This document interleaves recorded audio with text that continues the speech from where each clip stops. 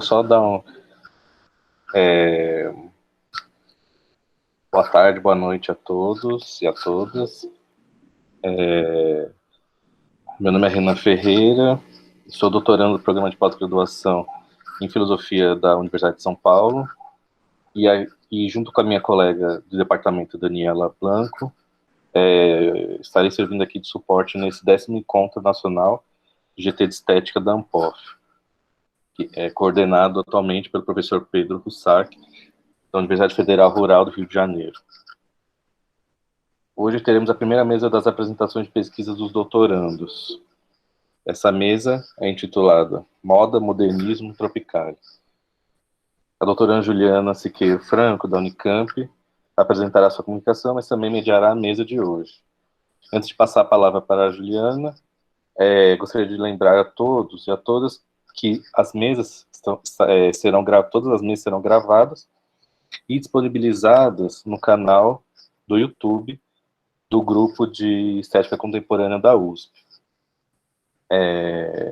Peço a todos os ouvintes que desliguem os microfones e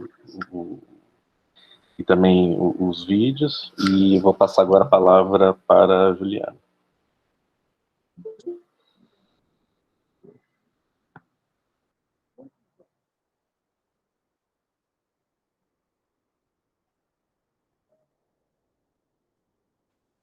Ju, pode falar. Olá, boa tarde. Vocês me ouvem bem? Acho que falhou um pouquinho o sinal, mas minha ligação. Não sei se é a minha internet. Tá falhando um pouquinho, Ju, mas tá dando para ouvir. Tá. Então, vou tentar falar qualquer coisa. Só um minutinho que eu vou tentando.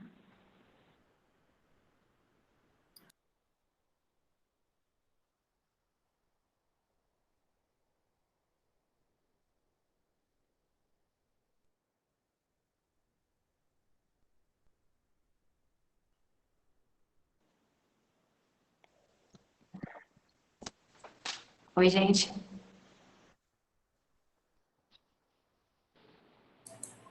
Bom, eu vou começar a apresentar e qualquer coisa vocês me avisam, tá?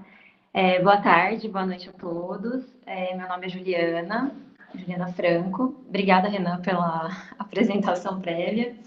Eu queria agradecer a organização do evento, né, pela oportunidade de participar dessa mesa e também de fazer a mediação, assim como de todos os que colaboraram para que esse evento pudesse acontecer, em especial os colegas, né, a Daniela Blanco e o Renan Ferreira, e também o professor Pedro Russac, que está fazendo bastante contato com a gente, os doutorandos, né. Então, essa é a mesa 1, como o Renan já mencionou, cujo título é Moda, Modernismo e Tropicália. E, a princípio, os participantes são a Luciana Nunes Nassif, doutoranda pela UFMG, com a apresentação Gucci Fall 2020, Carrossel de Identidades. A gente está aguardando, acredito, a presença do Thiago Pondé, que seria o segundo apresentador, doutorando pela UFBA, com a apresentação Tropifagia, Comendo o País Tropical.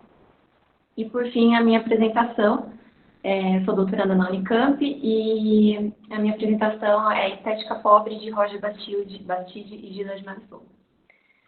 Eu lembro aos participantes que as apresentações têm duração de 15 minutos e, posteriormente, a gente vai abrir para debate. Vocês podem fazer as perguntas tanto no chat quanto pedir a palavra no final. E aí a gente vai organizando aqui as perguntas. Eu passo a palavra, então, para a Luciana, com a apresentação Gucci Fall 2020, Carrossel de Identidades. Boa noite, vocês estão me ouvindo? Então, boa noite a todos e todas. Muito obrigada pela oportunidade, é minha primeira participação no GT de Estética. Então, estou muito agradecida de poder apresentar o início da minha pesquisa. Na verdade, tem um ano que eu comecei essa pesquisa na filosofia. Eu venho da comunicação, sou graduada em comunicação pela UFMG. Depois eu fiz um mestrado em moda na França. E Estou na linha de estética orientanda do Rodrigo Duarte. Eu gostaria de compartilhar a tela a partir de agora. Qualquer problema, se vocês pararem de me ouvir, por favor, me avisem. Deixa eu ver aqui se está.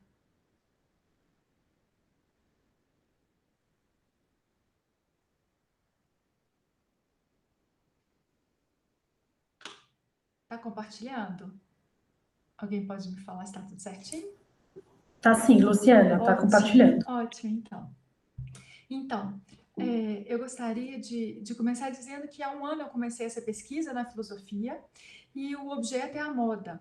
E um dos pontos principais dessa pesquisa é a relação entre moda e identidade na sociedade contemporânea. Até recentemente, a moda não era considerada digna de reflexão filosófica, provavelmente pelo fato dela estar ligada a temas como o desejo, a transitoriedade, a dimensão corpórea da vida e com as esferas da aparência. Mas como a moda é, sem dúvida nenhuma, um fenômeno onipresente na vida contemporânea, compreendê-la torna-se uma forma de compreender o mundo em que vivemos. Simmel, provavelmente o escritor fundador da moda, já em 1905, apontava para a relevância desse tema. Ele dizia: podemos ver um sinal da extensão do poder da moda no fato de que, indo além de seus territórios originais, as aparências externas da vestimenta, ela atrai para si o gosto, as convicções teóricas e até os fundamentos morais da vida, e imprime neles sua forma própria, a forma da mudança. Na aparente dicotomia entre o superficial e o profundo, na qual a moda se inscreve, descobrimos impressos em sua superficialidade dramas da afirmação da identidade, dos valores e do gosto de uma época. E é essa questão que Mateucci coloca muito bem. Cito: é precisamente aqui que reside o enigma filosófico da moda, a saber, a questão de como é possível que algo aparentemente sem importância ou mesmo insignificante, no que diz respeito a decisões vinculativas existenciais, se transforme na batalha em que as lutas e conflitos pela afirmação e até mesmo a imposição de identidade são primeiramente combatidas e resolvidas. Eu acho importante, nesse momento, falar um pouco sobre a origem do fenômeno da moda. Elizabeth Wilson descreve que o crescimento do comércio e o próprio início do capitalismo no século XIV foram responsáveis por criar o conceito de moda como estilo de mudança. Foi a época da expansão do comércio, do início do colapso da sociedade hierárquica feudal e da ascensão da burguesia. Com a chegada da Revolução Industrial, o capitalismo foi elevado a um outro patamar, criando novos e grandes centros urbanos. As cidades se tornaram cada vez mais os lugares onde as origens do indivíduo podiam estar ocultas e onde as qualidades pessoais e a aparência, em vez de posição ou riqueza, eram o que contavam.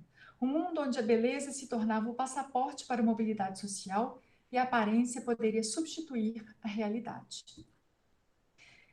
Podemos dizer que a roupa existe em qualquer cultura na qual as pessoas se vestem, mas que a moda passa a ganhar força a partir do surgimento da modernidade.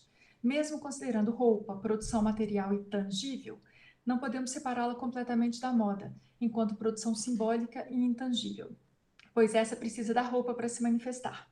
Nesse sentido, a moda é ao mesmo tempo material e imaterial. Segundo Mateucci, moda é a experiência das aparências que pressupõe objetos nos quais se manifesta. É função e conteúdo estético. A relação entre moda e identidade aparece desde os primeiros textos escritos sobre a moda, e foi Simmel quem definiu que a moda opera em dualismo, entre a imitação e a distinção individual. O primeiro, possibilitando ao indivíduo assimilar-se em meio ao grupo, numa espécie de fusão do singular no universal. O segundo, seria a tendência à diferenciação, o desejo de distinção, a busca pela individualização do sujeito em meio à universalidade. Simmel influenciou inúmeros autores e a noção do dualismo persiste até os dias de hoje. Mas em que medida essa diferenciação pode representar verdadeiramente a expressão da liberdade e da identidade através da moda contemporânea? Para avançar nesse raciocínio, é importante investigar o conceito de identidade e como que ele mudou desde a primeira modernidade até os dias de hoje.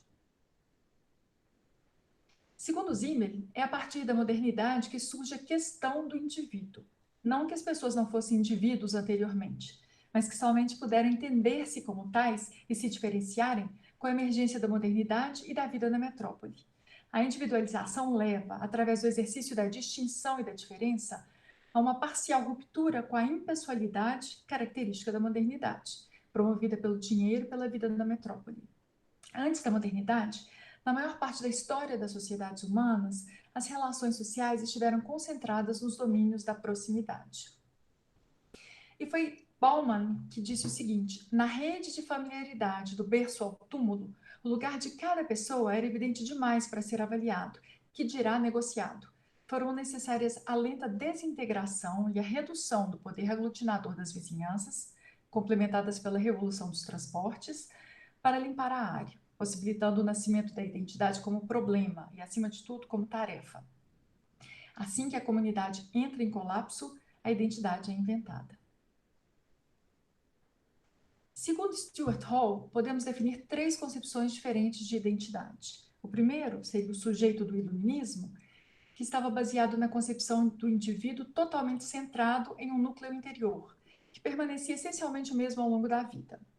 O segundo, o sujeito sociológico, refletia a crescente complexidade do mundo moderno e a consciência de que a identidade era formada na relação com as pessoas, com as instituições, com os símbolos da cultura.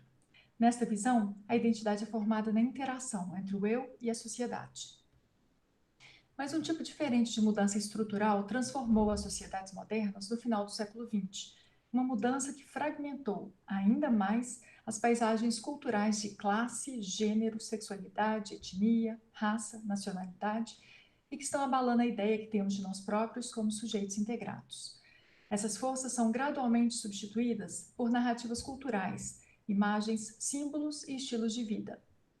A identidade passa, então, a ser vista como um processo de narrativas, um trabalho em andamento. Hoje estamos diante de um desfile de identidades, dentre as quais parece possível fazer escolhas. E no discurso do consumismo global, as diferenças e as distinções culturais, que até então definiam a identidade do sujeito, ficam reduzidas a uma espécie de homogeneização cultural. Quanto mais a vida social se torna mediada pelo mercado global de estilos, viagens, imagens de mídia e sistemas de comunicação, mais as identidades se sujeitam a flutuar livremente, a não se fixarem.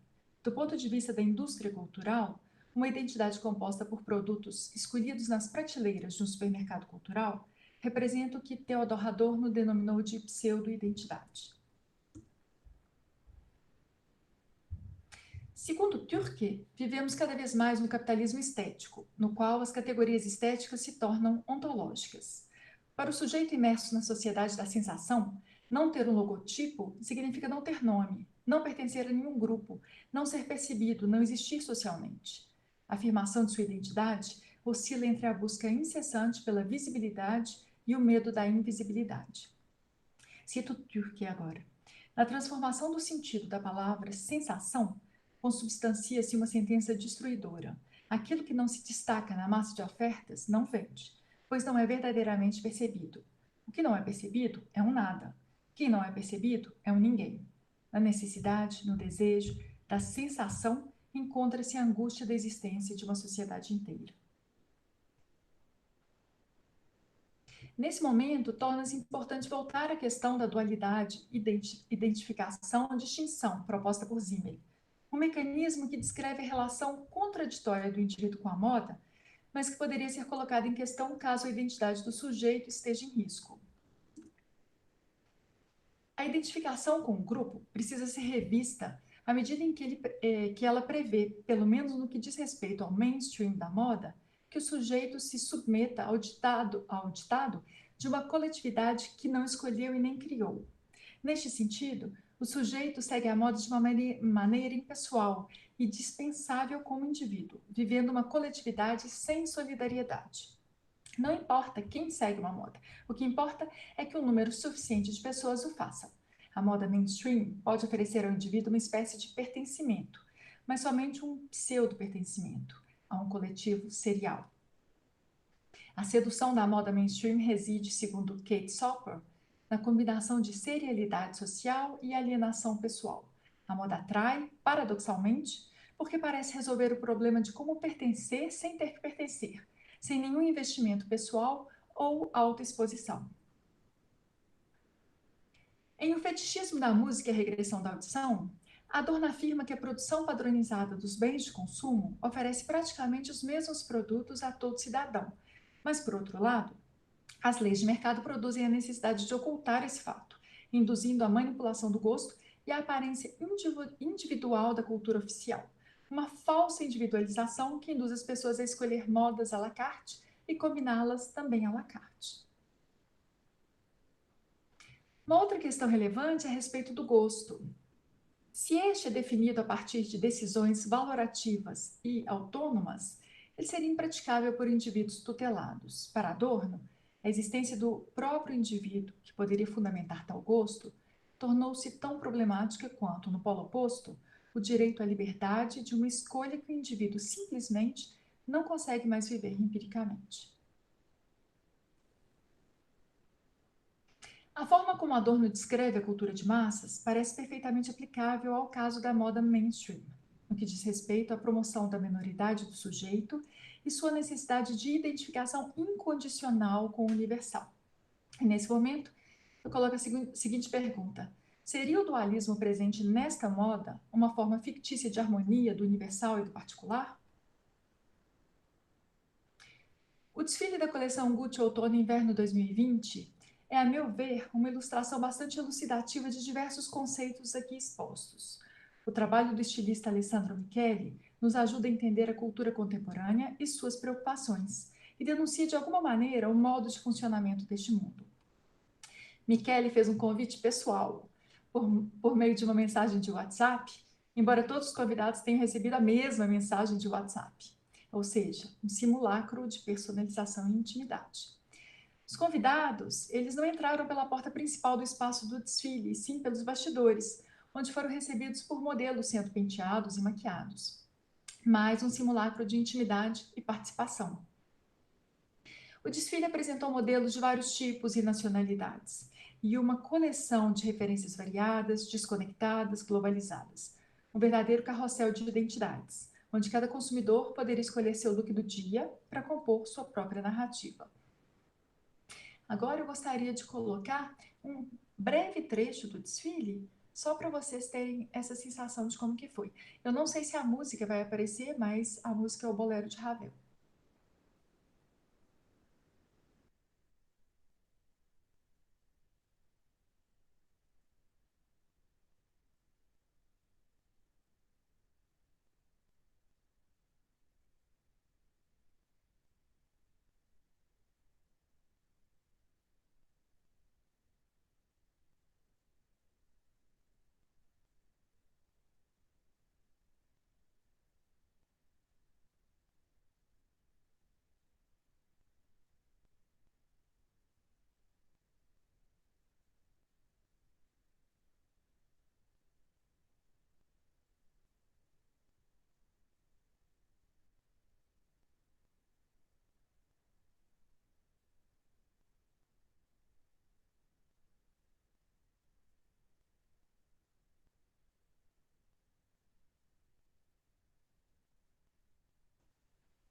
Desculpa, a gente não vai poder continuar, mas se vocês depois quiserem assistir o desfile inteiro, ele está disponível no YouTube.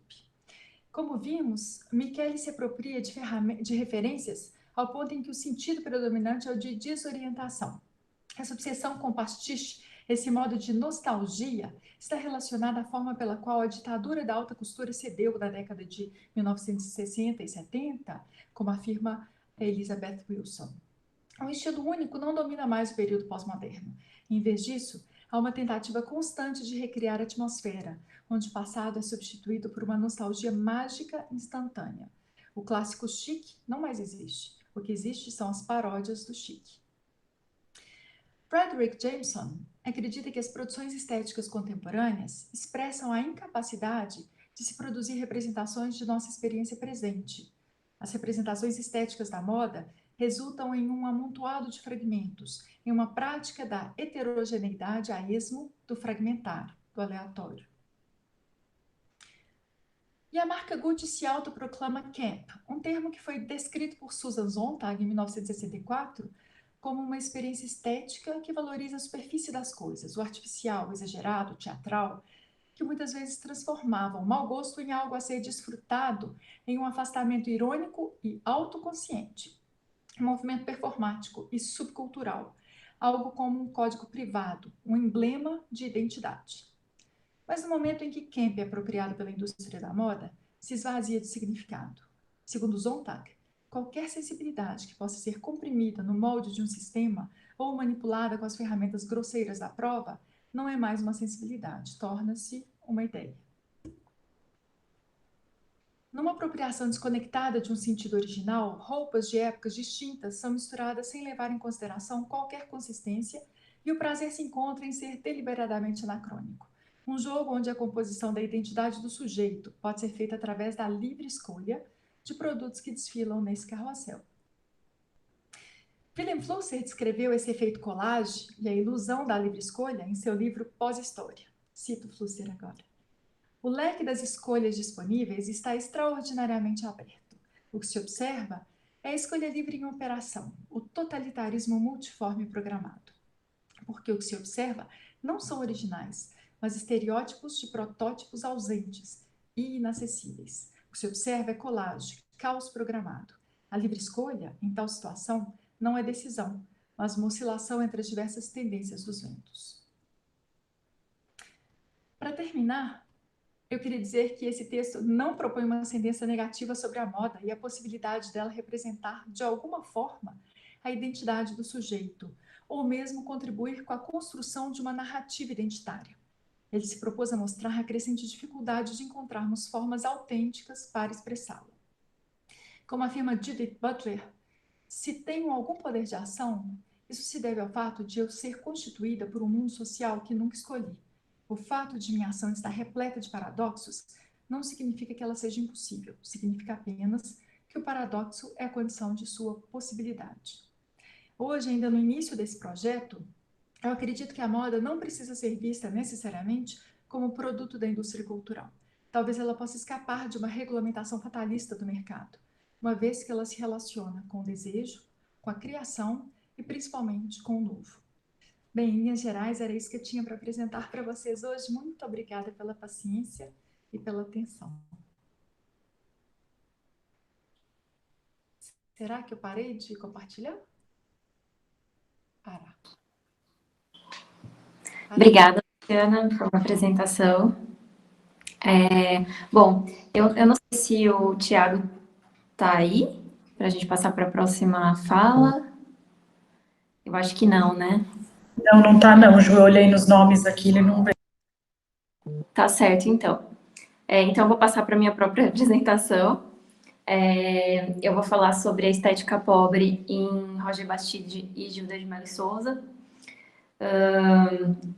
A minha pesquisa tem alguns pontos de contato muito interessantes com a Luciana, mas infelizmente essa fala de hoje eu não me dediquei tanto a isso, seria interessante. Acho que a gente vai poder trocar mais depois.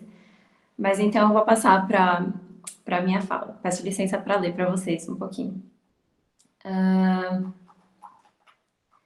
Então, Gilda de Mello Souza foi a primeira professora de estética do curso de filosofia da Universidade de São Paulo e publicou como ensaísta e crítica de arte, tecendo considerações sobre cinema, teatro, literatura e artes visuais.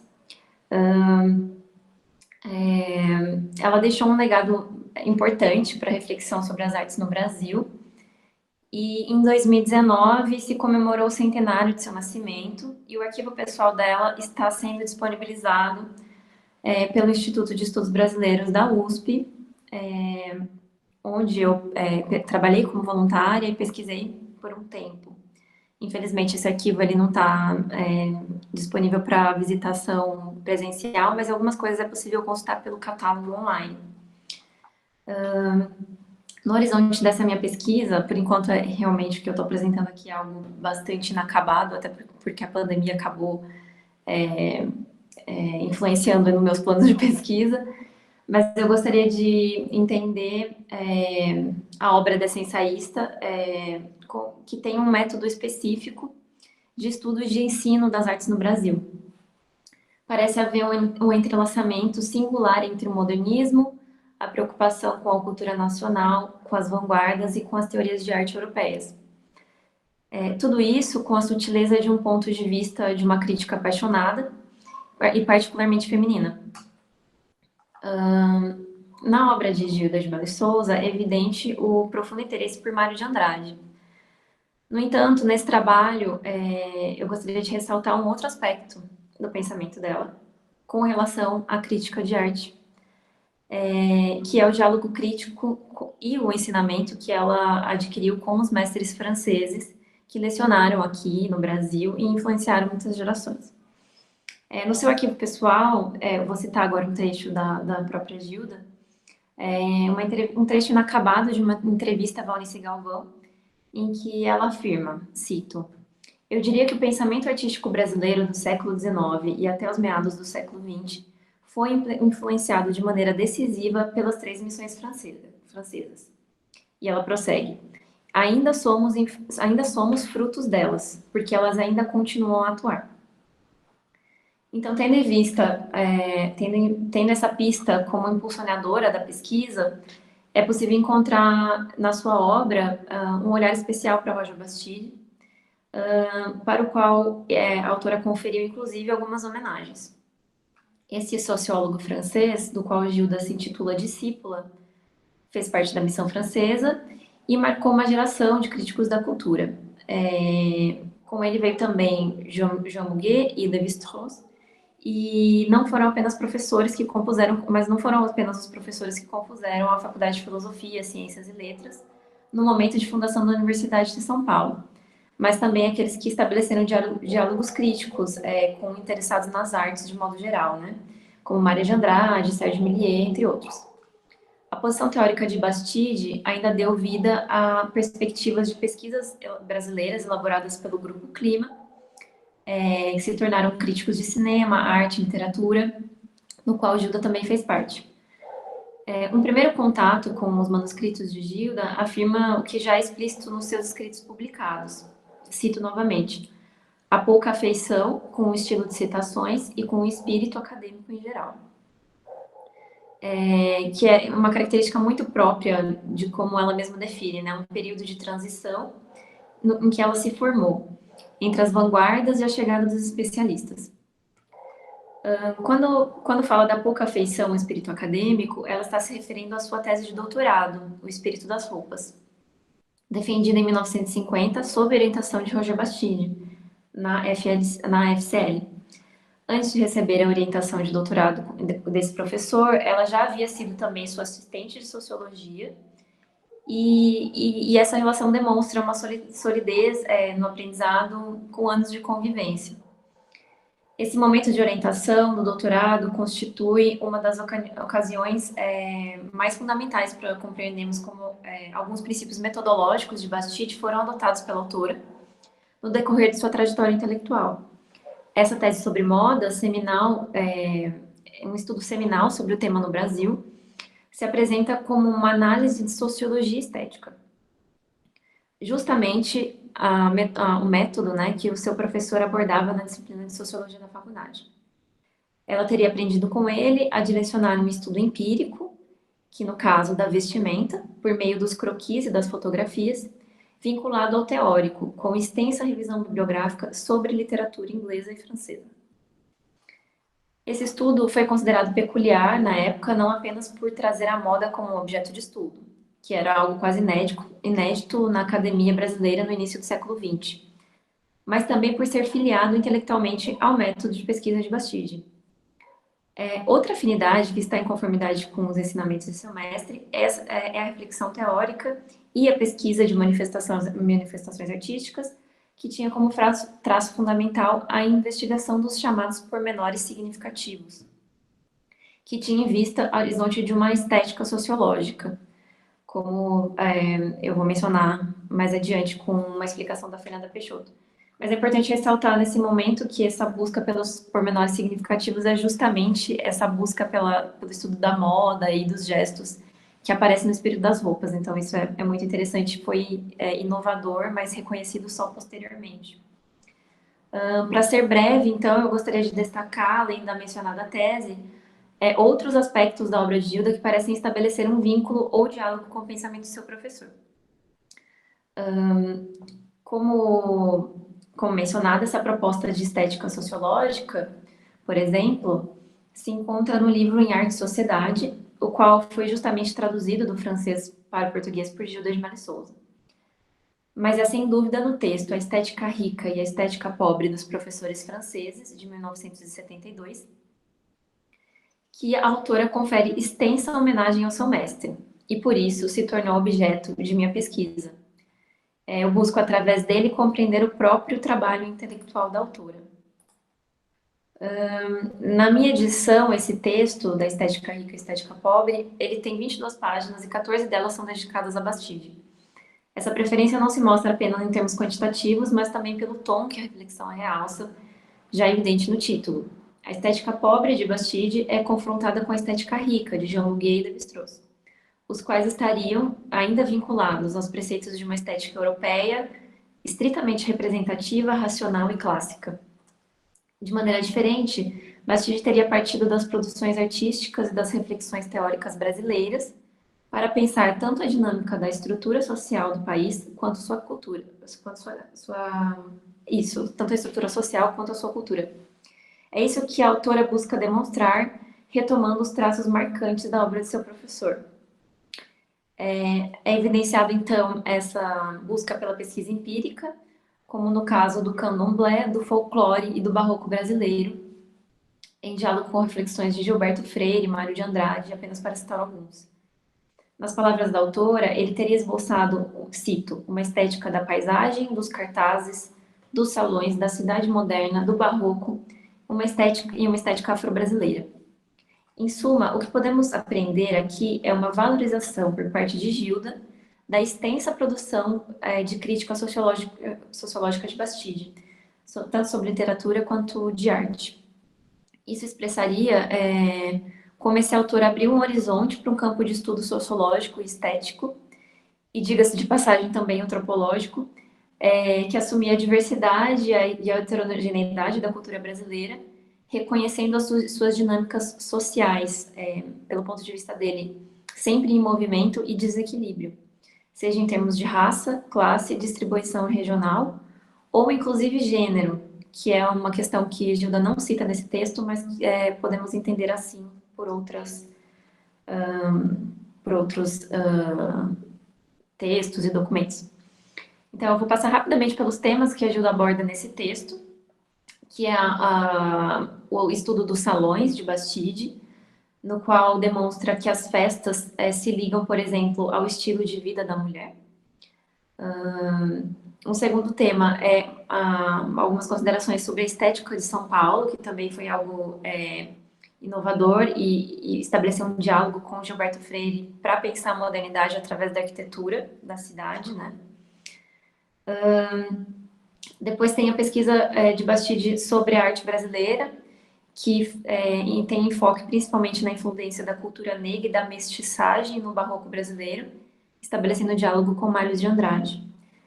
E, finalmente, talvez o mais importante desses estudos, que é, segundo Gilda, o que ele chama de estética afro-brasileira, quando ele estuda os pontos riscados do candomblé, por exemplo. O que evidencia, segundo o autor, o interesse dele pelo pensamento místico, como veremos adiante. Então, para resumir um pouco o que é a ideia de estética pobre, eu vou citar as palavras de Gilda. No final do texto, é o último parágrafo do texto, e ela termina da seguinte maneira. Essa estética pobre seria uma estética que, voltando as costas para os grandes períodos e para as grandes manifestações artísticas, fosse desentranhar no fenômeno estético do cotidiano fatos insignificantes e sem foros de grandeza, que compõem, no entanto, o tecido de nossa vida.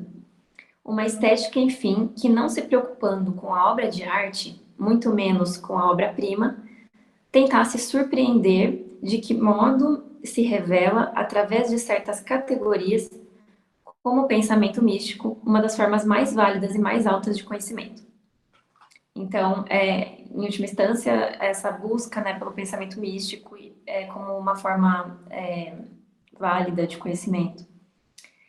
Mas isso não resume também a concepção de Gilda sobre a estética pobre, então Esse texto ele gera uma inquietação e foi minha escolha de objeto de pesquisa, porque ele ainda se conforma com outro polo, que não vou conseguir citar aqui para vocês, mas que é a relação de Bastide com a estética de vanguarda europeia, com primitivismo e com arte pobre. Então, esse é um dos desafios da pesquisa, de justamente interpretar essas interrelações. Mas para tentar, já indo para o final, mas para tentar elaborar pelo menos alguma questão sobre isso, eu trago duas perspectivas, uma da sociologia e uma da antropologia, que é um artigo do Henri Desroches, que se chama A Obra de Bastide na França, e ele aponta a existência de 3 universos entrelaçados na obra de Bastide: o sagrado, o religioso e o social, os quais levariam ao posicionamento de uma terceira sociologia, uma do pluralismo dos universos culturais, assim como da autocrítica europeia, que levam, então, ao estudo das populações negras e da cultura brasileira. Maria Isaura Pereira de Queiroz afirma também que Bastide teria inaugurado, cito, uma nova atitude metodológica no domínio da antropologia e da sociologia, uma atitude não etnocêntrica. Mais a respeito do aspecto da antropologia, podemos observar as considerações de Fernanda Peixoto, que oferece explicação em Diálogos Brasileiros. Cito: o modo como Bastide concebe as relações entre crítica de arte e sociologia remete às discussões sobre nexos existentes entre arte e sociedade. Ao propor uma estética sociológica, Bastide tenta escapar dos determinismos, pensando a relação entre arte e sociedade como uma relação de dupla mão. A arte é produto da vida social, ao mesmo tempo em que age sobre a vida e transforma os destinos da sociedade. Então, eu gostaria de dar destaque a essa perspectiva de uma estética sociológica, de uma intenção de transformação social. Segundo Peixoto, as formulações estéticas de Bastide encontram no Brasil uma inflexão antropológica, voltada para os fenômenos religiosos e a presença negra no país. Em outra obra, Viagem como Vocação, Peixoto nomeará precisamente a estética pobre como uma estética do antropólogo. Aqui encontramos novamente a dificuldade da interdisciplinaridade, ou melhor, do pensamento não compartimentado e não especializado, diferente do que estamos habituados hoje. O pensamento de Bastide se encontra exatamente na fronteira entre diferentes áreas do conhecimento: sociologia, antropologia e estética. Algo semelhante acontece na obra de Gilda, como aponta Heloísa Pontes, em A Paixão pela Forma. Ela possui um foco analítico singular e seus ensaios críticos transitam da história para a sociologia, desta para a antropologia e para a estética, mobilizando fontes diversas e pontos de vista inesperados. Portanto, com o estudo do texto de Gilda, eu gostaria de investigar se ela mesma teria, em algum aspecto, dado continuidade ou reverberado em sua obra uma perspectiva metodológica específica, talvez herdada de Bastide. O sentido do seu texto sobre a estética pobre poderia, então, ser apreendido da seguinte maneira: não apenas como uma homenagem ao seu mestre, mas também como a defesa dessa compreensão não hegemônica da cultura e da arte brasileira, diversa e desvinculada de uma cópia ingênua dos esquematismos estrangeiros. Cabe, então, investigar a noção de estética pobre a partir dessa hipótese, olhando também para os seus ensaios críticos, né? Ensaios críticos de Gilda. A pergunta é se o mesmo tom se encontra, então, no entusiasmo pelo modernismo e pelas produções nacionais. Uma pista nesse sentido é um texto recente da Marina Nachaui, que se chama Gilda e Clarice, a dignidade do feminino, no qual se refere à autora como etnóloga de sua gente, como o próprio Bastide a teria nomeado, segundo a Chaui. Segundo Chaui, o olhar da etnóloga de Gilda está intercompreendido, por exemplo, Almeida Júnior, como precursor do modernismo. Ela teria com isso inaugurado a análise da pintura brasileira, no seu ensaio Pintura Brasileira Contemporânea, os Precursores. Bom, antes de concluir, eu só queria, que eu acabei chegando num problema que não tem ainda uma grande proposta, né? Eu ainda estou na pesquisa, desenvolvendo aí a minha trajetória, minha linha de raciocínio. Mas aí eu queria só fazer uma ressalva de que, longe de buscar uma identificação completa, entre Gilda e Bastide, é preciso lembrar da singularidade da autora, que evidentemente bebe de outras fontes em conformação para conformar o seu método crítico. Então, retomando um pouco também do texto da Otília Arantes, podemos ver que Gilda se baseia também nas vanguardas e nas teorias de história da arte europeias.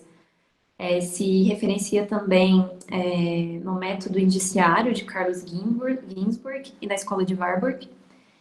E é justamente nesse universo multifacetado que eu me encontro agora no momento da pesquisa. E espero que a gente possa debater um pouquinho sobre isso. Com isso, eu encerro minha apresentação. Não sei se vocês conseguiram me ouvir, está todo mundo em silêncio. Se alguém puder me dar um retorno. Ouvindo sim, foi tranquilo. Sim, foi ótimo. Legal. Bom, eu só vou passar um recado então para o pessoal. Deixa eu pegar aqui, que é com relação às perguntas, né? Eu, como mediadora, eu vou começar o debate, mas só vou passar um recadinho para o pessoal, que é para, se vocês quiserem escrever, se manifestar por aí, a gente também pode organizar as falas. Bom, primeiro de tudo, eu queria parabenizar a Luciana, tanto pela apresentação quanto pelo recurso visual, que foi muito interessante. Infelizmente, eu não tive essa preparação também, mas acho que ajuda bastante a gente a observar o fenômeno da moda, né? E isso, acredito que seja importante, principalmente por a gente estar num evento de estética em que a gente precisa olhar para o objeto artístico. Penso que isso é um ponto em comum das nossas pesquisas. Então, a gente tem que estar sempre se baseando aí na observação também e na experiência também. Eu estou com o celular e não consigo observar exatamente se tem alguma pergunta no chat já. Só ver aqui, só um minutinho. Acho que não, porque senão teria chegado a notificação para mim, né? Pedro Ramos, sim? Bom, meu nome tá Pedro Ramos, mas na verdade eu sou o Pedro Russac, que eu me chamo Pedro Russac, Van Velsen Ramos. Aí nesse meio, que na verdade é o nome da minha família de Minas Gerais, lá de Ouro Preto, da qual eu também me orgulho muito. Na verdade, eu queria fazer uns comentários também sobre as duas falas, que eu gostei muito, mas antes disso, falar da satisfação de estar aqui, né? Eu como coordenador do GT, né? A dificuldade que é organizar um evento de forma virtual, né? Nós fizemos uma reunião, né? E eu queria agradecer muito, assim, particularmente, né? O Renan, a Daniela e você também, Juliana, o engajamento que vocês estão tendo, né? Para realizar aqui essa discussão dos doutorandos, né? Tá um sucesso, estou vendo aqui 35 pessoas participando, né? Considero esse um número assim, muito, muito significativo. E dizer que eu vou, assim, toda terça-feira estarei aqui também com vocês, participando e tomando parte nas discussões. O tema, assim, né, os dois temas, assim, me interessam demais. Não sei se você, Luciana, você, Juliana, acompanharam a mesa da professora Rosa na quinta passada, justamente falava da questão do anacronismo, que é um tema que toca assim, no seu tema, Luciana, né? E também dessas relações entre antropologia e estética, que também tocam no seu tema, Juliana. E tudo isso me parece assim, muito, muito atual, né? Não é à toa também que a Luciana está voltando lá ao Zimmel, né? Que você, Juliana, está voltando aos anos 30, porque justamente aí nesses anos 20 e 30, né, aconteceu algo, né, que tem que ver um pouco com a emergência das vanguardas e que tem que ver com a emergência também da antropologia e da influência da antropologia sobre estética. E esse é o tema que atualmente interessa a minha pesquisa, né? A minha pesquisa assim, dialoga assim, muito proximamente da pesquisa da Juliana, porque eu também estou pesquisando um francês, um surrealista, que veio ao Brasil assim, um pouco antes do Roger Bastide, né, que é o Benjamin Perret, e que se interessou basicamente pelos mesmos temas, né, do Roger Bastide. Ele escreveu, por exemplo, sobre os pontos riscados também, né, de religiões afro-brasileiras, mas sem ter esse vínculo institucional e sem ser um antropólogo, né, como era o Roger Bastide, né, no caso, Benjamin Perret era um poeta, mas teve também esse interesse, escreveu bastante sobre religiosidade afro-brasileira, e eu justamente estou lendo uma tese de doutorado da Paris 3, que traça assim, muitos paralelos, né, entre as concepções do Perret e do Bastide a respeito da cultura afro-brasileira, que teve efetivamente aí nos anos 30 um interesse, se a gente pensar em Gilberto Freire, se pensar a publicação de Jubiabá, do Jorge Amado e outras referências também. Então, por isso, Juliana, eu digo que a gente tem uma proximidade muito grande nos nossos interesses. Então eu teria... eu colocaria duas questões, uma para a Luciana e uma para a própria Juliana. Luciana, você tende a ver o anacronismo como algo, se eu entendi bem assim, da sua fala, né? A ver o anacronismo, né? E vou dizer assim, a montagem heterodoxa de temporalidades e referências e identidades que nascem desse anacronismo como uma coisa por um viés crítico, se eu entendi bem a sua fala, né? Justamente esse tema do anacronismo, quer dizer, não foi à toa que a professora Rosa Gabriela abordou isso na apresentação dela. É um tema que está muito em voga, né? Particularmente a partir de autores que são leitores de Abbe Warburg, né? que pensam um modelo de historiedade justamente não baseado numa ideia de progresso, mas modelos anacrônicos, né? A gente pode citar particularmente um é o Jorge de Dilberman, né? Escreveu um livro chamado Diante do Tempo, para argumentar que a história da arte é uma disciplina anacrônica. E também o George Agamben, que também é uma outra apropriação do trabalho do Warburg. Não sei se você conhece o texto do Agamben, que se chama O que é o Contemporâneo, né?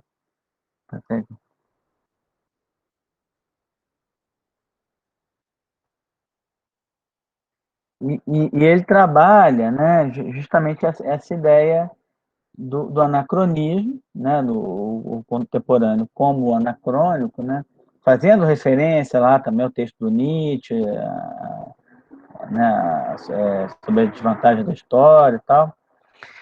E ele cita a questão da moda, ele fala da questão da moda, né? Aliás, o Agamben volta e meia, ele ele se refere à questão da moda, né? Por exemplo,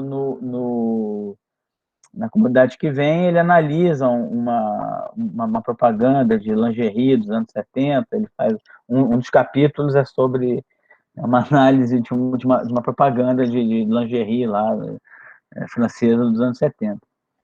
E ele fala, e ele justamente justifica esse modelo anacrônico de temporalidade,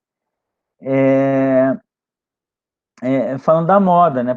Porque a moda é sempre a moda está sempre fora de moda, né? Essa coisa de que você apresenta a coleção verão no inverno, né? Então, quando chega o verão, a moda verão já está fora de moda, você já está pensando na moda inverno do ano seguinte, né? Então, quer dizer, a moda tem essa característica de estar sempre fora de moda, assim, portanto, ela instaura, né? Assim, nesse viés de leitura, uma temporalidade anacrônica, né? Você falou do Flusser, é engraçado que o Flusser também tem né, o Rodrigo Duarte está aí, pode me ajudar também, o professor Rodrigo pode me ajudar, mas na fenomenologia do brasileiro aparece um conceito de defasagem, né? Ele fala do Brasil como essa coisa da defasagem, então justamente essa possibilidade de bom, aí ele cita algumas coisas, né? Como é que Ouro Preto, por exemplo, seria um exemplo assim de uma cidade assim um pouco anacrônica, né? Não sei se você lembra da passagem. E aí esse é um dos argumentos que ele vai usar justamente para pensar essa questão da pós-história no Brasil, né? E essa questão da pós-história, ela é curiosa porque ela deixa a margem tanto para você ter uma visão crítica da pós-história e do Brasil, quanto também, de repente, tem aspectos positivos, né? Quer dizer, essa coisa de que talvez o Brasil não esteja preso a uma cronologia, né? Essa ideia de que a gente não tem que responder a cronologia. Aliás, Mário Pedrosa, numa mesma linha, afirmava algo parecido, né? Que nós estamos condenados a ser modernos, né? Então também considerar, quer dizer, um pouco assim, essa minha fala, também te provocar um pouco em pensar essa questão né, da moda como um elemento anacrônico, mas isso talvez também trazendo um elemento positivo, assim, né? Como é que pensar uma temporalidade anacrônica também pode ser um elemento positivo. Não sei se eu falei demais, não sei se de repente eu passo a palavra e depois eu volto, deixo outras pessoas falarem também, depois eu volto e faço a minha pergunta para a Juliana. Tá? Mas eu gostei muito né, da sua abordagem né, mobilizou muitos autores, assim, achei muito interessante. Pedro, muito obrigada pelas suas observações e pelas suas indicações também. Eu não li O que é o Contemporâneo do Agamben e fiquei super interessada, e é uma pena ter perdido essa apresentação sobre o anacronismo, mas eu não sei se ele já está no YouTube, mas se ele tiver, eu vou buscar assistir. Com relação a essa questão do anacronismo da moda, na verdade, assim, isso é uma sensação, tá? Eu ainda não parei para pensar nisso, uma sensação de uma pessoa que está na moda há mais de 30 anos, eu consigo aproximar isso muito do que Flusser coloca como pós-história, sabe? É aquela sensação de que a gente não está seguindo aquele ritmo linear mais. E Flusser é um dos autores, eu nem falei isso no início da apresentação, na pressa de não gastar muito tempo, mas os autores que eu quero trabalhar, principalmente, são o Adorno na teoria crítica e o Flusser. Flusser, para mim, é fundamental, principalmente na questão da imagem de moda, porque moda e imagem eles se misturam e cada vez mais a moda está se tornando imagem só. Não somente, mas majoritariamente, né? Principalmente hoje em dia. Então, essa questão do anacronismo, eu acho que ela é muito complexa para eu poder dar um veredito assim, que fazer aquele pastiche é negativo. Eu acho que no contexto da análise da coleção Gucci, eu tenho essa sensação de que é complicado, porque a perda total das referências torna um discurso muito vazio.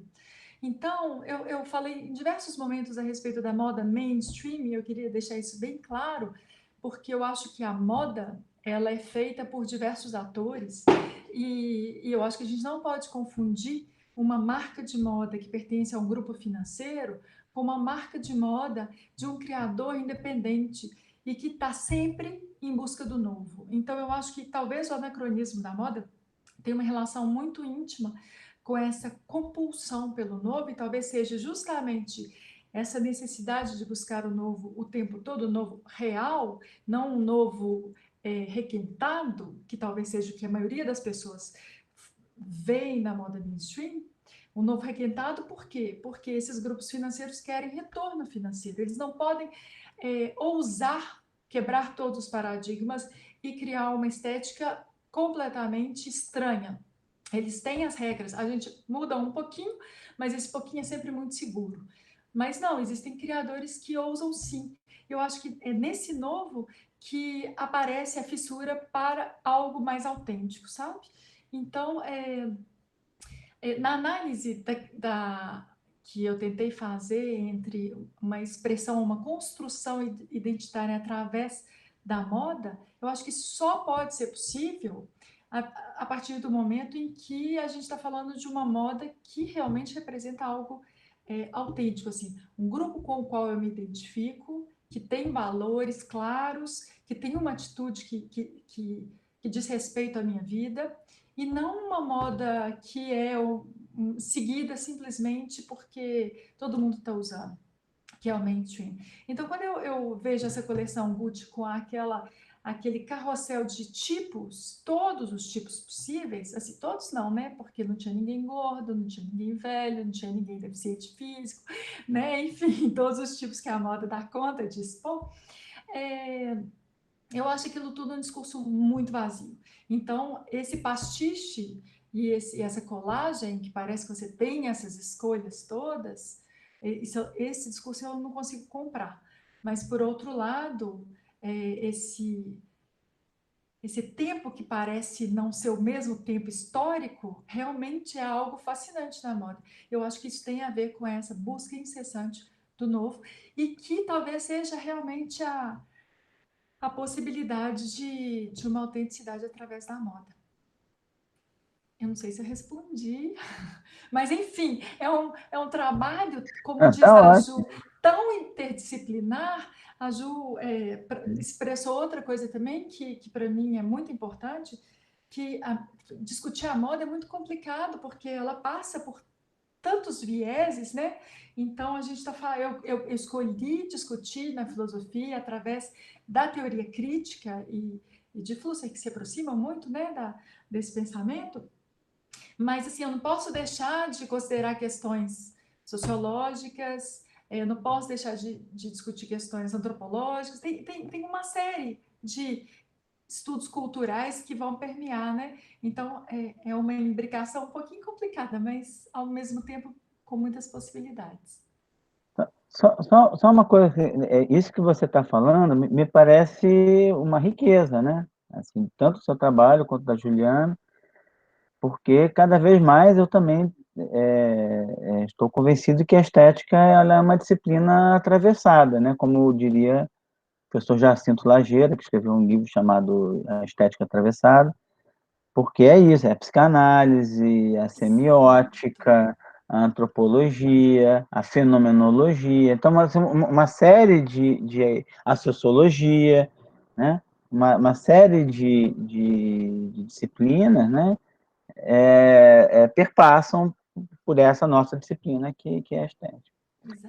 Então, na verdade, Isso me parece uma riqueza, tanto do seu trabalho quanto do trabalho da Juliana, esse atravessamento.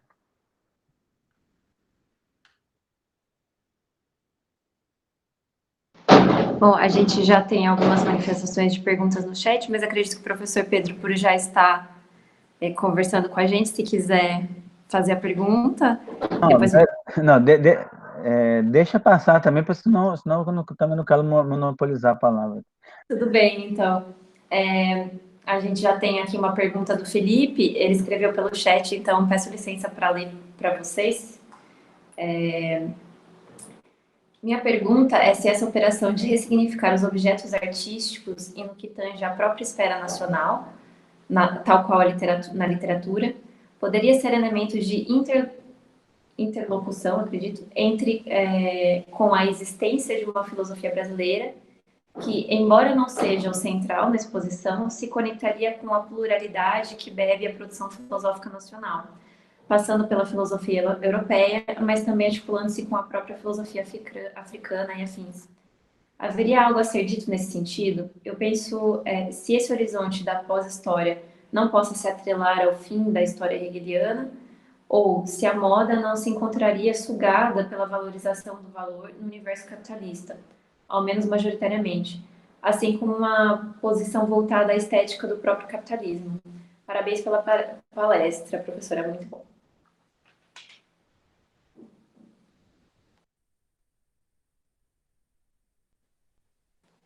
Acredito que a pergunta seja mais voltada para a Luciana, então passo a palavra. Eu queria agradecer ao Felipe, e eu não sei se está dando eco aqui no meu, está dando um pouquinho de eco. Vocês estão ouvindo? Bem?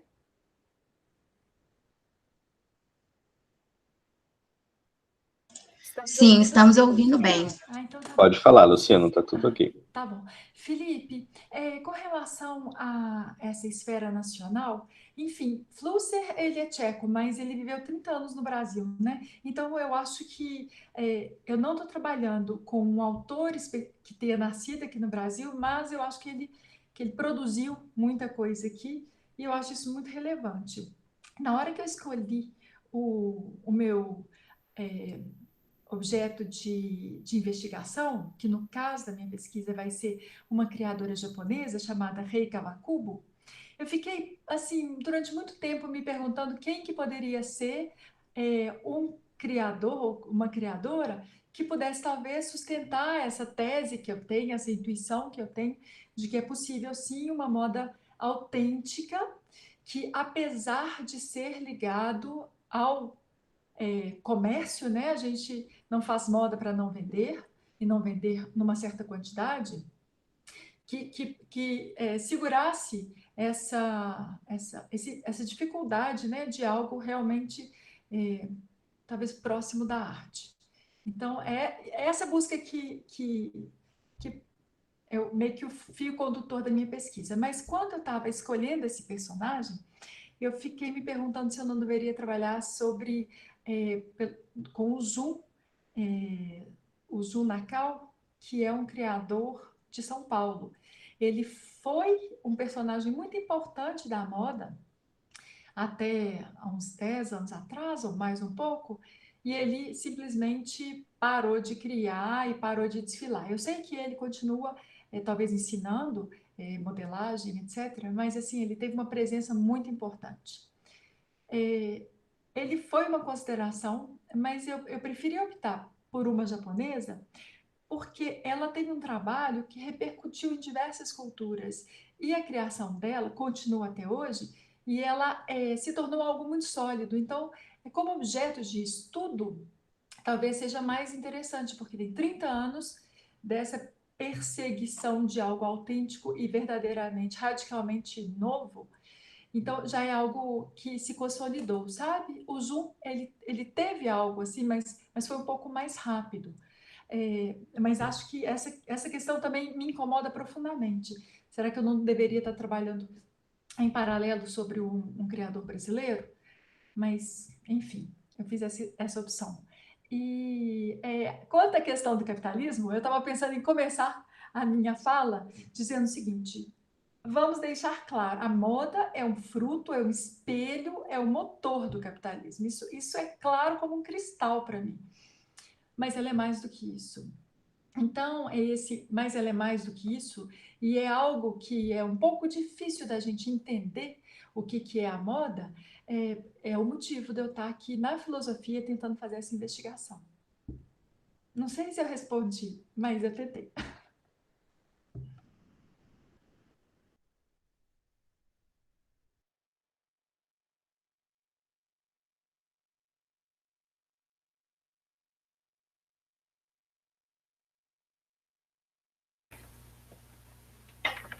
Oi, gente. Pessoal, vocês me ouvem? Eu tô com um problema com a internet. Vocês conseguem me ouvir bem? Sim, Ju, conseguimos. Tá, eu peço desculpas, eu vou ligar a câmera do meu computador, que não é tão boa quanto a do celular. E, bom,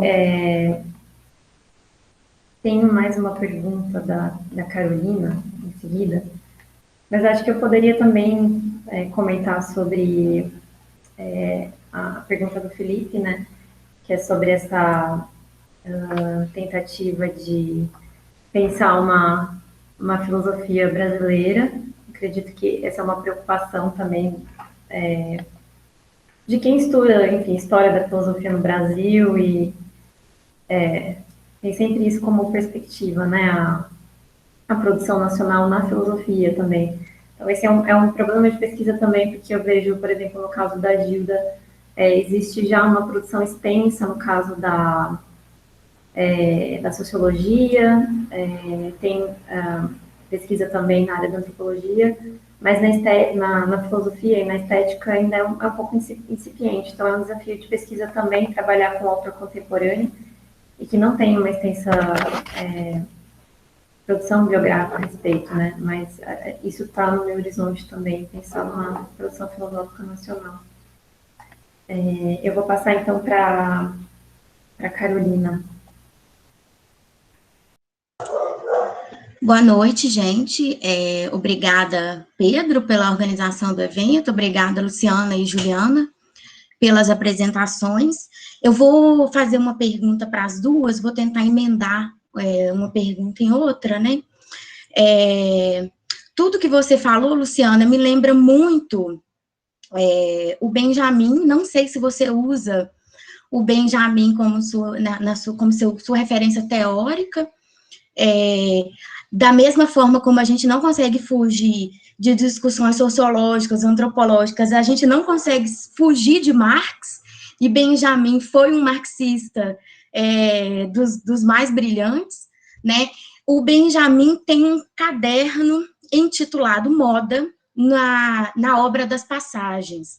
E isso tudo que você falou, inclusive essa crítica que o Adorno faz, essa crítica que você adaptou, né, do Adorno ao capitalismo, que você fez uma adaptação à moda, lembra muito o que o Benjamin fala sobre a moda nesse capítulo. Essa obra, inclusive, gente, a minha orientadora das minhas pesquisas sobre Benjamin, que é a Imaculada Canguçu, está aqui, pode falar muito melhor do que eu sobre isso, né? Se quiser que eu cale a boca, eu dou o espaço, mas eu queria só ler um trecho antes da gente continuar falando, um trecho desse caderno do Benjamin sobre moda, né? Cada estação da moda traz em suas mais novas criações alguns sinais secretos das coisas vindouras. Quem o soubessem ler, saberia antecipadamente não só quais seriam as novas tendências da arte, mas também a respeito de novas legislações, guerras e revoluções. Aqui, sem dúvida, reside o maior encanto da moda, mas também a dificuldade de torná-lo frutífero. O Benjamin, ele faz duras críticas à moda, também no mesmo caderno, né, no sentido da moda como um fetiche da mercadoria, e aí o fetiche da mercadoria remonta ao conceito do Marx, mas ele vê uma potência na moda de compreensão também de novas tendências e de revoluções, né, como eu acabei de ler na citação. Isso me lembra muito essa aproximação que você faz e essa leitura que você faz desse desfile, né? Porque você está tentando sair desse massacre da moda, né, filosófico. E aí a minha pergunta é possível pensar a moda? Você respondeu isso um pouco na pergunta anterior, né? Assim, é possível pensar a moda fora do capitalismo, né? Essa ideia de estética espontânea, ela é muito criticada dentro do marxismo, né? Então, acredito que você tem que responder essas questões. E aí eu emendo uma pergunta para a Juliana, que imagino que a Gilda tenha se deparado com essas questões, né? Pela grande intelectual que foi, e ficou um gostinho só, porque eu não conheço, ficou um gostinho assim, eu queria que você falasse um pouco sobre como que é o tratamento filosófico da moda da Gilda, assim, se pudesse falar muito também, a gente quer. Obrigada a todo mundo. Luciana, fica à vontade se você quiser. Obrigada. Carol, obrigada, muito obrigada pela dica. Eu ainda não tive a oportunidade de ler as passagens e nem esse caderno, mas vou direto nele, então, agora que você me falou. A Imaculada Canguçu colocou aqui no chat a citação: a verdade está muito mais no drapeado de um vestido do que numa ideia. Sensacional, né? Deve ter sido essa passagem que você estava se referindo, né, Carol? Lá das passagens. Carol, na verdade, eu não consigo imaginar a moda fora do capitalismo, mas eu acho que mesmo dentro do capitalismo, assim como a gente vê a arte existir dentro do capitalismo, e mesmo assim ela trazer algo de radical capaz de nos fazer perceber outras possibilidades, eu acho que a moda também é capaz disso, mas não a moda mainstream. Não essa moda que fica repetindo e requentando o de sempre. Tem um fotógrafo inglês, que eu acho que é um exemplo de alguém que está sempre buscando o novo, assim como a Rika Pakubo, chamado Nick Knight, e há muito tempo atrás, há mais de 10 anos atrás, quando o digital estava começando a acontecer, e ele começou a experimentar muito com a fotografia, a imagem digital, e hoje ele tem um trabalho bem, bem interessante nesse sentido. Ele falou isso, ele falou assim: eu não suporto mais ver tanta nostalgia, as pessoas estão presas nas fórmulas que já foram feitas. Eu não quero mais fazer aquilo que eu sei fazer, eu quero fazer algo que eu não sei fazer, aquilo que assim, eu tenho que me aventurar em algo de novo.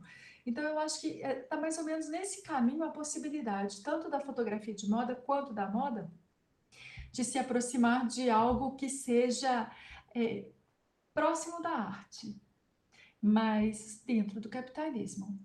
Eu acho que a moda, ela nasce de verdade, né, com a modernidade.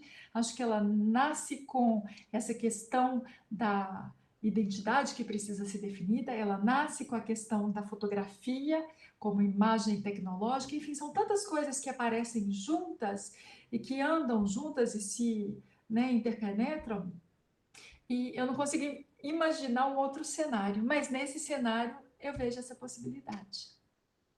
Obrigada. Obrigada, Luciana, e também a Carolina pelas perguntas. E, bom, eu fiquei bastante contente com a pergunta, porque ouvindo a Luciana tinha muita coisa para comentar. Vamos ver se eu vou lembrar de tudo, né? Bom, passando primeiro para um comentário breve sobre o espírito das roupas. De maneira geral, eu não estou estudando essa obra agora, né? Eu estou mais voltado para aquele outro texto que eu contei para vocês um pouquinho.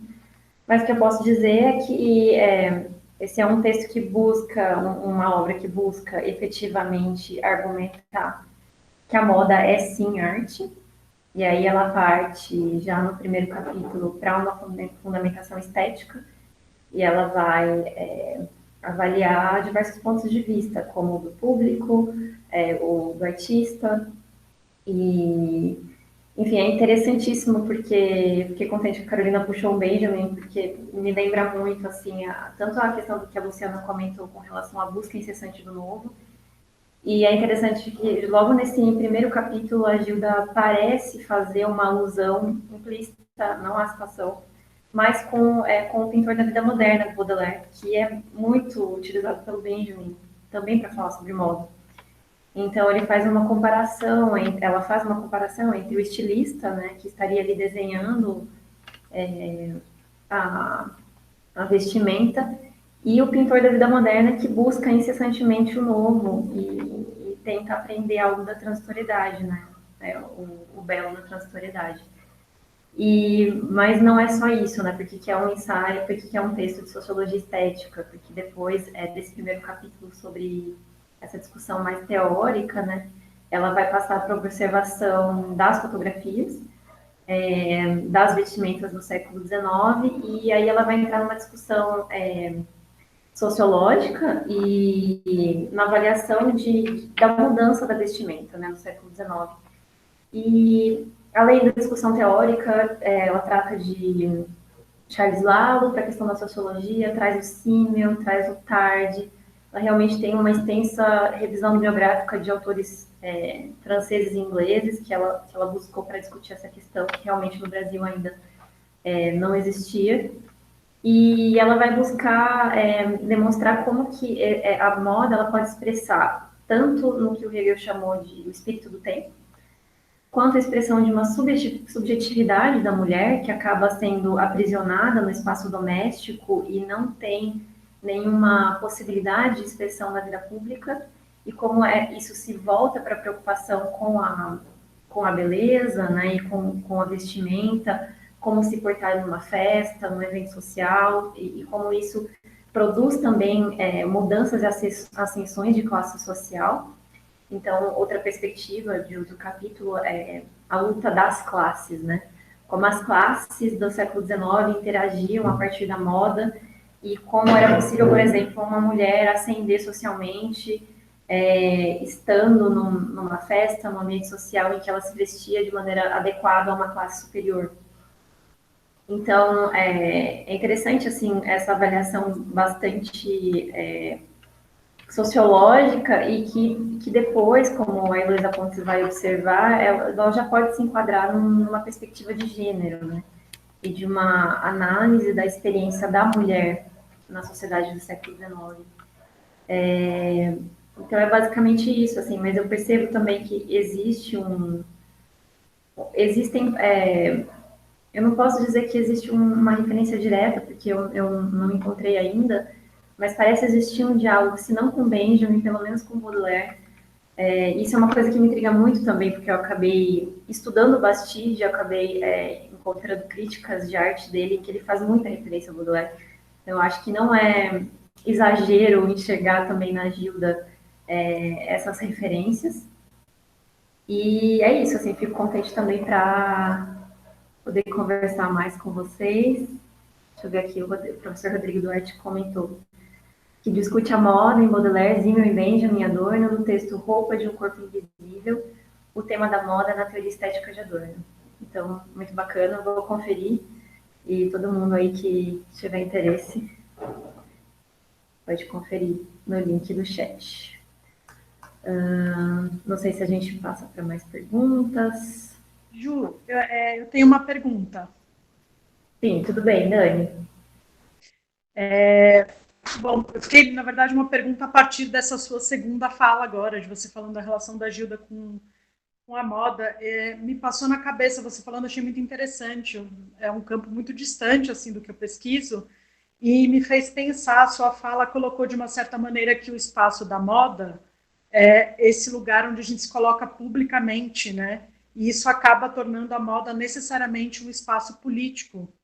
Eu achei muito interessante, queria, não sei, que vocês duas talvez falassem um pouco mais sobre essa temática, assim, como isso aparece nas pesquisas de vocês, nos autores que vocês estão estudando. Isso. Ô, Dani, inclusive nesse momento eu estou assim encantada com algumas discussões que eu comecei a pesquisar mais a respeito da questão do gênero, que é fundamental para a gente falar de moda, a questão do corpo, e aí nessas buscas eu acabei caindo num texto do Preciado, Paul Beatriz Preciado, e é isso, assim, claro que Foucault falou o tempo todo dessa questão do corpo e do político, e a moda, assim, não tem como falar de moda sem falar do corpo, e não tem como falar dessa expressão do corpo e da identidade sem falar desse político também. Mas, enfim, é um campo muito interessante, Preciado nesse sentido, para mim, está sendo muito revelador desses papéis e desses papéis que a moda ajudou a cristalizar, né, de uma forma tão rígida do masculino, do feminino, do gênero, etc., e que agora assumiu esse discurso da pluralidade, mas até que ponto é um discurso verdadeiro, até que ponto é um discurso que está se apropriando de algo que está vindo como demanda, justamente para poder vender mais. A Rei Kawakubo tem uma coleção que eu acho bem interessante. E quando a gente começa a ver essa coisa do corpo e desse papel, né, social que a gente tem, ela tem uma coleção muito interessante. Uma é sobre as formas do corpo, que essas formas construídas pela moda, elas podem ser vistas de outra forma. E foi até figurino de um balé. Então, os volumes estão nos lugares que a gente não espera. E o corpo se comporta de outra forma a partir do momento que os volumes estão em outros lugares. E os bailarinos tiveram que reaprender a dançar com esses novos volumes. E quando a revista Vogue pegou a coleção para fotografar, tirou os volumes. E ela falou, meu Deus, vocês não entenderam nada. E tem uma outra que também é muito interessante, que eu acho que representa muito essa discussão. Ela não dá nome, né, para a coleção, mas deram nome por ela, que acho que chama Personalidades Múltiplas. São roupas que têm outros corpos ali dentro. Poderiam abrigar outros corpos. Então, tem um vestido e atrás tem mais 2 vestidos. E você pode usar o que você quiser naquele dia.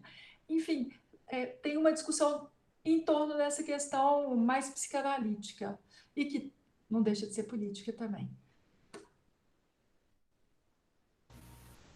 Bom, no caso da Gilda, essa pergunta da gente também me fez pensar, assim, não é algo que está explícito, também um caráter, digamos assim, militante no texto da Gilda, né, no espírito das roupas. É um texto realmente escrito em outra época, então algumas questões estão bem datadas, mas é possível entender que o tema reverbera, assim, na contemporaneidade. Então, por exemplo, pensando numa discussão que ela coloca nos capítulos finais, que é bom, um pouco daquela questão, eu acho que o político ele vai estar muito mais vinculado a essa questão de gênero mesmo, como a aleatoriedade da sorte ou do azar, por exemplo, de uma mulher conseguir um bom casamento, estando, né, nessa apresentação para a sociedade, por exemplo, e no fato de que muitas camadas mais baixas que não sabem, pessoas de camadas mais baixas, né, da sociedade, no momento, não conseguiriam se adaptar ou ganhar nessa competição, digamos assim, feminina, né? Mas mesmo nesse capítulo que se chama A Luta das Classes, fica uma dúvida realmente se existe uma conotação um pouco mais política, ou, enfim, uma referência que seria óbvia para a gente ao Marx, né? Mas não existe isso, não existe nenhum debate explícito com relação a isso. Mas é possível pensar assim, as dinâmicas de classe, mas em momento algum me parece existir uma contraposição, mas na verdade uma inter-relação entre classes, a partir da moda que ela coloca. É muito mais do que uma luta, né, em que um vence sobre o outro, digamos assim. Mas, por outro lado, acho que pensando também, como a Luciana falou, né, bom, a moda, ela pode ser essa da mainstream, né, da indústria cultural, mas também é o que me faz estar estudando filosofia. Então, eu acho que também no estudo da Gilda tem um caráter político nesse sentido, de ter feito um estudo sobre moda na época em que ela fez, que marca muito também hoje a gente sabendo, né, como foi recebido na época, que foi muito mal recebido, Professores e colegas nomearam o estudo como chá das 5, perfumaria, e toda essa questão, e que, enfim, o estudo sobre a moda ele ganhou uma importância só 30 anos depois, né? Só nos anos 80, e aí sim ela foi reconhecida. Então ela fala isso em entrevista também, né? Como é tido assim, é uma visão preconceituosa, enfim, um pouco, há uma resistência na área acadêmica, principalmente na filosofia, pelo estudo da moda, e não à toa a Gilda acabou não ficando na cadeira de sociologia, era assistente do Roger Bastide, mas acabou indo para a cadeira de estética. E a gente sabe que na sociologia imperou outra metodologia, outro tipo de pesquisa. E, bom, a gente, estudando aí um pouco da trajetória, eu entendo que é possível extrair um pouco dessa experiência feminina, né? E do momento também de profissionalização da mulher e dessa experiência específica da mulher na filosofia no Brasil, assim. Então, apesar de parecer ter uma distância muito grande, a gente se identifica em muitos momentos com os depoimentos que estão atrelados à experiência da escrita da tese, da defesa da tese. Enfim, tem toda uma questão política aí que está envolvida, assim, e tem muito para pensar. Bom, eu vou passar. Obrigado também pela pergunta, todo mundo. E tem um comentário aqui do Felipe, que é o seguinte: é uma citação do Adorno, eu vou citar para vocês. Se a sociedade sem classes promete o fim da arte, devido à superação da tensão entre o real e o possível, ela também promete o começo da arte, no desprovido de uso, cuja visão tende à reconciliação com a natureza, porque deixou de estar a serviço do uso para os exploradores.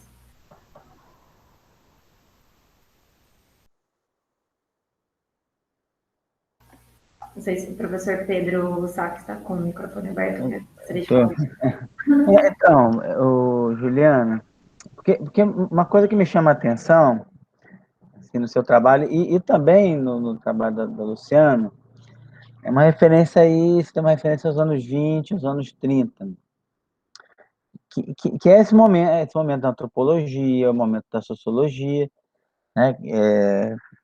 Tanto a sociologia tentando compreender esse fenômeno da modernidade, quanto a antropologia, essa ciência que nasce da Europa, que quer conhecer esse outro, né? Então, Roger Bastide, ele é um francês, né, transita entre a sociologia e a antropologia, né, vem nessa missão francesa, onde vem também o Lévi-Strauss, no momento aí nos anos 30, em que também a sociologia brasileira se dedicava a essa questão, isso apareceu um pouco aí nas perguntas, mas essa questão de pensar o Brasil, de discutir o Brasil, né, Sérgio Buarque de Holanda, Gilberto Freire, e também todo o desenvolvimento do modernismo que vem desde do começo dos anos 20 e os desdobramentos, né, que vai tendo nos anos 30, então todo o interesse. Né? Eu citei, por exemplo, o livro Jubiabá, do Jorge Amado, que é de 35. A pergunta é assim, né? Me parece muito interessante você retomar a Gilda, retomar o Roger Bastide, porque eu estou pensando um pouco assim nessa passagem, assim, nos anos 20, 30 do século passado e o momento de agora, né? A Luciana citou o Paul Preciado, você acabou de responder uma pergunta sobre questão de gênero, né? Então, toda a questão, né, da cultura afro-brasileira e toda a questão contra, né, daquilo que o Eduardo Vieira de Castro chama de contra-antropológica, né? Assim, né, desse outro que era estudado agora tomar a palavra, né? Como é que você vê assim a conexão, né, entre a sua pesquisa que está voltando lá a esses anos 30 aí e tratando desses temas, e o fato de que hoje, de certa forma, são temas também, mas de uma maneira diferente, também estão, vamos dizer assim, na ordem do dia, né? Obrigada, professor, pela pergunta. De maneira geral, primeiro, eu queria comentar também, eu assisti a palestra da professora Rosa, reassisti, já assisti 2 vezes. Eu fiquei realmente muito curiosa e o meu objetivo de pesquisa é realmente entender como o meu projeto se deu, né? Entender uma visão que ajuda a conceber o como modernismo, né? E pensar uma estética brasileira a partir disso. Mas conforme eu fui mergulhando como eu resolvi tratar esse texto sobre os mestres franceses, eu fui mergulhando muito aí nas leituras sobre o Bastide. E quando eu assisti a palestra da abertura do GT, eu me surpreendi muito, porque na verdade eu não esperava que o que eu estava estudando tivesse tanta relação, assim, a gente pudesse estabelecer temas em comum com que está no debate na ordem do dia, assim. Então, foi justamente essa impressão e esse questionamento que me veio no final da palestra da professora Rosa, e não tenho, assim, grandes considerações a respeito. Eu realmente acho que é um projeto aí de, não só do doutorado, mas de estudo por muitos anos pela frente. Tenho a impressão que eu ainda não consegui absorver tudo que foi discutido lá, mas que eu poderia dizer de maneira geral, que é o que a gente vivencia aí na academia e, enfim, nas humanidades em geral, essa busca pelo antirracismo, né, pela tomada de lugares da efetiva ação de estudo, né, pessoas negras entrando na universidade, estudando suas próprias culturas e, como o senhor mesmo falou, né, a questão do Viveiro de Castro, né, do outro, eu acho que, eu não conheço muito a obra dele, mas acho que faz muito sentido. Também da emergência dos estudos decoloniais, que trazem isso de uma maneira muito forte, assim. Então, eu consegui encontrar um ponto em comum com esses estudos, por exemplo, do Bastide, de uma estética afro-brasileira nessas temáticas na atualidade, embora eu acho que existe uma dificuldade muito grande de trazer isso para o presente de uma maneira imediata, porque a gente sabe também que existe a questão, por exemplo, do mito da democracia racial, da herança do pensamento do Gilberto Freire, e uma visão um pouco, não sei dizer se é exatamente conformista, mas, digamos, pensar que talvez a miscigenação seria, digamos assim, a solução para o problema racial no Brasil. Eu não me aprofundei ainda o suficiente nos estudos de Bastide para poder dizer com certeza como ele se posiciona a respeito, mas eu acho que, acredito que os estudos nesse sentido, né, afro-brasileiros devam ter evoluído muito nesse tempo. Então, é realmente um desafio para mim, que realmente estou conhecendo esse tema no doutorado, né, esse estudo também de Gilda e Bastide é novo. Eu estudei a crítica de arte do Baudelaire no mestrado, então é um momento bastante desafiador, assim, tô realmente começando a escrever o texto da qualificação e pensando em todas essas questões, e adoraria também estar em contato com o senhor para conversar mais sobre isso. Sua pesquisa me interessa muito, assim, né? Como eu falei no começo, dialoga muito com o que eu tenho pesquisado agora.